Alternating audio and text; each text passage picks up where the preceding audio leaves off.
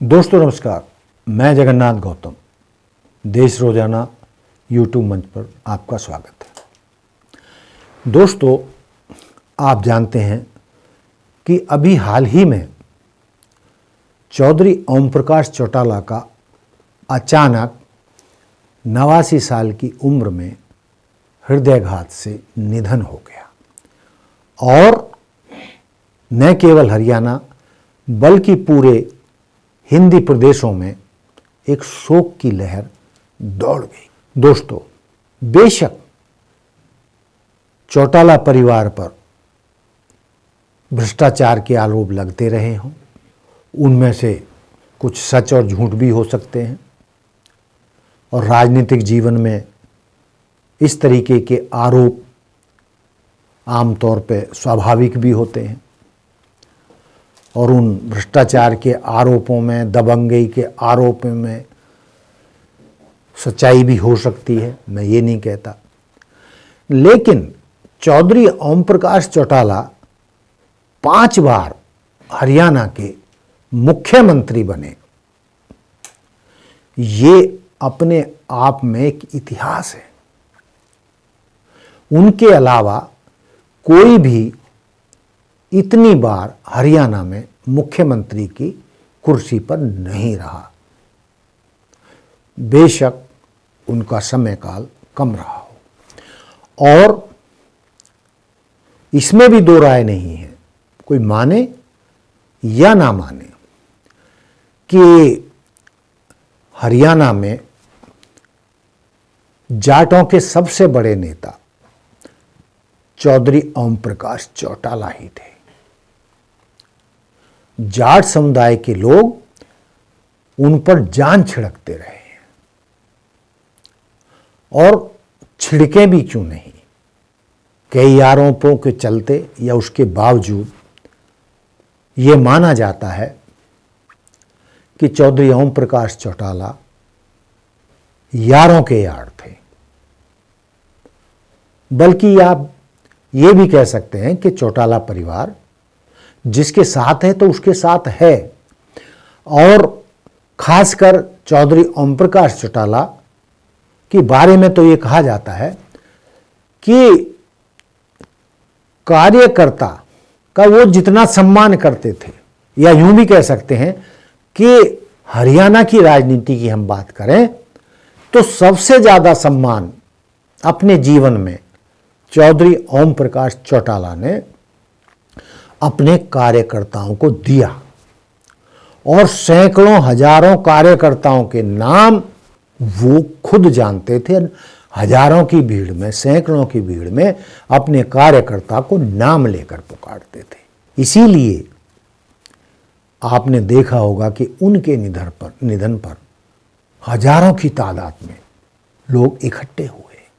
दूसरी पार्टियों के लोग भी आए, मुख्यमंत्री भी पहुंचे, पूर्व मुख्यमंत्री भी पहुंचे, उपराष्ट्रपति भी पहुंचे और पूरे राज्य में 3 दिन का राजकीय शोक भी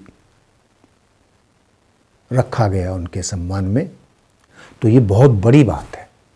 जो एक बार ओम प्रकाश चौटाला जी से मिल लिया वो उनका होकर रह गया। और मैं यदि अपनी निजी तौर पर बातचीत करूं तो दशकों के पत्रकारिता जीवन में जब तक मैं चौधरी ओम प्रकाश चौटाला से मिला नहीं था तो मेरे भी चौटाला साहब या चौटाला परिवार के बारे में बहुत कोई पॉजिटिव विचार नहीं थे। लेकिन 2008 में जब मैं दैनिक जागरण का फरीदाबाद से प्रभारी था या ब्यूरो चीफ था, उस दौरान मेरा फरीदाबाद से सिरसा ट्रांसफ़र किया गया था। तो उस दौरान मुझे चौटाला परिवार के करीब आने का और उन्हें करीब से जानने का मौका मिला था। जब उन्हें मेरे बारे में पता चला तो एक डिनर पार्टी में चौधरी ओम प्रकाश चौटाला ने कहा था कि गौतम जी दिल्ली एनसीआर के वरिष्ठ पत्रकार हैं और ये सिरसा में हमेशा नहीं रहेंगे, तो इनका हर तरीके से ख्याल रखें और हमारा गृह नगर जो सिरसा है इसके बारे में वो अच्छी खबरें लेके जाएं कि सिरसा के लोग बहुत अच्छे लोग हैं, सम्मान करने वाले लोग हैं और इनेलो सीनियर जर्नलिस्ट जगन्नाथ गौतम का ख्याल रखे, उनको कोई असुविधा ना हो। और यहाँ तक कि उन्होंने तत्कालीन इनेलो जिला प्रधान, शायद मैं गलती नहीं कर रहा हूँ तो पदमचंद जैन थे, उनको भी विशेष आग्रह किया था कि भाई गौतम जी से पूछते रहना कि उन्हें कोई तकलीफ तो नहीं है, कोई परेशानी ना हो। और जब भी वो दिल्ली से या बाहर होते थे, जब भी सिरसा आते थे या चंडीगढ़ से, मुझे भी और पत्रकारों को भी बुलाते थे, बातचीत करते थे, पत्रकार वार्ता भी हो जाती थी। लेकिन असली मकसद होता उनका मिलना, स्थानीय पत्रकारों से मिलना और उनके साथ भोजन करना, डिनर करना। तो पत्रकारों का वो बहुत सम्मान करते थे, सबको नाम लेके पुकारते थे। और मैंने तो अपने बारे में बता दिया कि मुझे तो मतलब मेरी जो राय चौटाला परिवार के बारे में थी, सिरसा जाने के बाद मेरी राय जो नेगेटिव थी वो पॉजिटिव हो गई। एक कार्यक्रम में जो पत्रकारों ने आयोजित किया था सिरसा के, उसमें अभय चौटाला जी को चीफ गेस्ट के रूप में आमंत्रित किया था। तो चूंकि वो चीफ गेस्ट थे पत्रकारों के, तो सब उनको जो है माला डाल रहे थे। लेकिन जब मैंने उनको माला डालने का प्रयास किया तो अभय चौटाला जी ने माला मेरे हाथ से लेके मेरे गले में डाल दी कि नहीं नहीं गौतम जी, आप मुझसे भी सीनियर हैं और आप हमारे मेहमान हैं सिरसा में, ये अच्छा नहीं लगता कि आप मुझे माला पहनाएं। और उन्होंने मुझे माला डाली। फिर अपने वर्करों से कहा, अभय चौटाला जी ने भी, कि भी गौतम जी दिल्ली एनसीआर के सीनियर जर्नलिस्ट हैं, इनका ध्यान रखना, इनके मान सम्मान में कोई कमी नहीं रहनी चाहिए। एक और घटना, मैं ज़्यादा तो नहीं करूँगा, बहुत सारी घटनाएं हैं। जब 2009 में लोकसभा चुनाव चल रहा था तो मैं सिरसा में ही था। तो उनका फ़ोन आया और मुझे बुलवाया, तो मैं गया।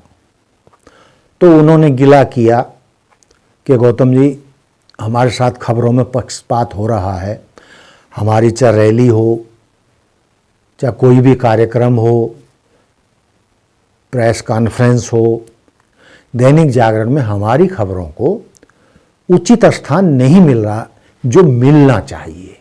तो देखिए, वो गुस्से में भी, क्रोध में भी उस बात को कह सकते थे, लेकिन उन्होंने लंच पर बुलाया, मुझे भोजन कराया और बहुत ही मान सम्मान के साथ मुझसे ये गिला किया। उसके बाद हमने भी थोड़ा सा ध्यान रखा कि भाई खबरों में कहीं चूक ना हो और चौटाला परिवार की या चौटाला जी की या उनकी पार्टी की खबरों के साथ अनदेखी ना हो, उसका हमने ध्यान रखा। वो बात अलग है कि भाई किसी भी संस्थान का कुछ नियम कानून होते हैं, भाई ये मैनेजमेंट का फैसला होता है कि किस पार्टी को या किस नेता को कितना स्पेस देना है, कितनी जगह देनी है और क्यों देनी है, क्यों नहीं देनी है, ये अलग मुद्दा है। लेकिन ऐसा होता है, मैनेजमेंट की तरफ से कई कारणों के चलते इशारे अपने पत्रकारों को, रिपोर्टर्स को किए जाते हैं। या आप इसको सीधे सीधे ये भी कह सकते हैं कि शायद एक अघोषित सा फैसला भी होता है कि हम इन चुनावों में इस पार्टी का या इस नेता का सपोर्ट करेंगे, उनके पक्ष में ज़्यादा रहेंगे, उस नाते भी खबरों में डिसबैलेंस हो जाता है। और ये सब जानते हैं, इसमें दो राय नहीं है कि हर पार्टी को उतनी कवरेज अखबारों में नहीं मिलती जितनी उसके हक में बनती है या उतनी होनी चाहिए, और उसके जो कारण हैं अघोषित हैं और सब जानते हैं, मुझे ये बताने की ज़रूरत नहीं है। तो ये भी कहा जाता है कि चौधरी ओम प्रकाश चौटाला जवान के पक्के थे, उन्हीं की तर्ज पर अभय सिंह चौटाला भी यारों के यार बताए जाते हैं, और वो जिसको जो जवान कर देते हैं वो उसको पूरा करने में पूरी ताकत लगा देते हैं। ऐसा लोगों का मानना है, जानकारों का मानना है।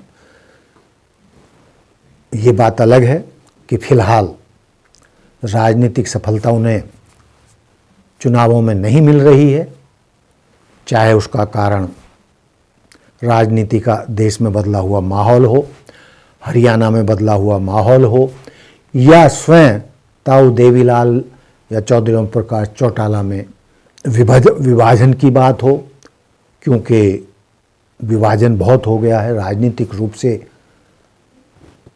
चौटाला परिवार, ताऊ देवीलाल परिवार बिखर सा गया है, वो भी एक बड़ा कारण माना जा रहा है, जिसके चलते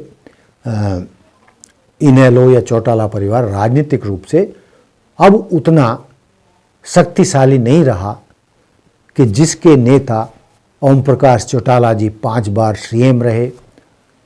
ओम प्रकाश चौटाला जी के पिता ताऊ देवीलाल हरियाणा के सीएम रहे, ताऊ देवीलाल केंद्र में उप प्रधानमंत्री रहे।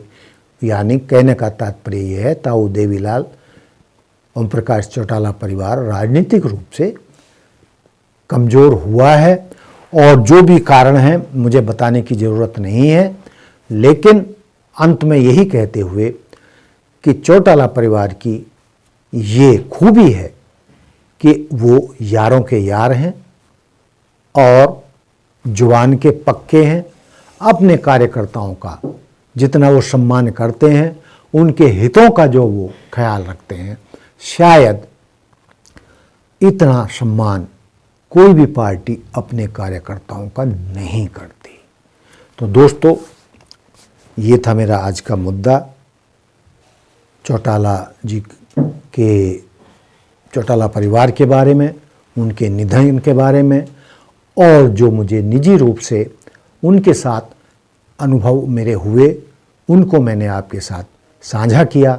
आपको ये स्टोरी कैसी लगी आप मुझे कमेंट्स करके बता सकते हैं, और जो मैंने चौटाला परिवार के बारे में कहा है या चौटाला जी के बारे में कहा है, उससे आप कितने सहमत हैं। हमारे साथ जुड़े रहने के लिए सब्सक्राइब करें देश रोजाना के YouTube चैनल को, और नई वीडियो की नोटिफिकेशन पाने के लिए बेल आइकन जरूर दबाएं। अगर आप ये वीडियो Facebook या Instagram पर देख रहे हैं तो पेज को लाइक और फॉलो जरूर करें, और ज्यादा से ज्यादा शेयर करें।